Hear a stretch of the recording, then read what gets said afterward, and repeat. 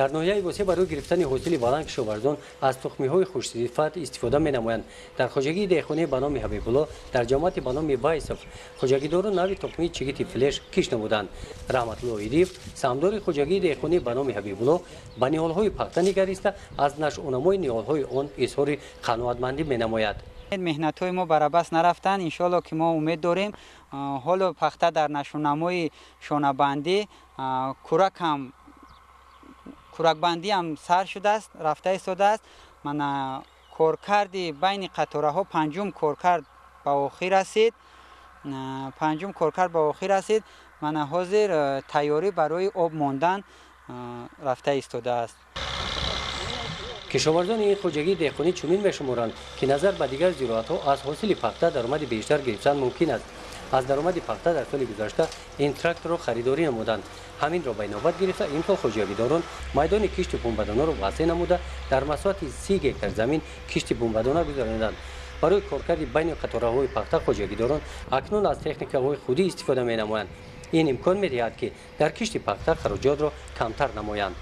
این با تخم پوشک‌های زمانوی، تخمی با یاردم وزارت کشاورزی دسترس شد که من خیلی که دیده استودید ما کشت کردیم. برای این نمود تخمی پنبه‌دانه رو به وایه رساندن مهنت‌های زیاد کردن در کار. از روی گفتیم متخصصان ما اول شدگار کردیم، بعد شدگار زمین رو هموار کردیم، بعد هموار چزیل و بعد چپر و بعد پنبه‌دانه را به زمین شیناندیم. در خواجگی دهخانه به نام حبیب الله از درآمد حاصل پخته خواجگیداران این باغ را بنیاد نموده، همین طور در رشد ساحه باغداری کشور سهم خود را گذاشتند.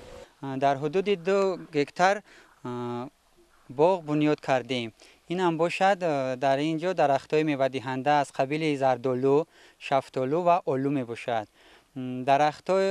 درخت‌های اساسی زردآلو امسال به حاصل آمدند و ما بین سهامداران و کمی هم باشد بین سهامداران تقسیم کردیم، کمی هم باشد به بازار برآورده فروختیم، از این کمی هم باشد خواجگی خود را پیش بردیم. خواجگی مذکور از تخمی‌های نو استفاده می‌نماید. در همکاری با کوآپراتیو استحصالی سراب در مساحت 7 هکتار زمین نوی تخم مکه کش نموده است.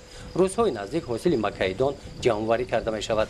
گزارش خواجه نظریف خدای نظر ظهورов از ناحیه واسه برای برنامه اطلاعاتی نوید.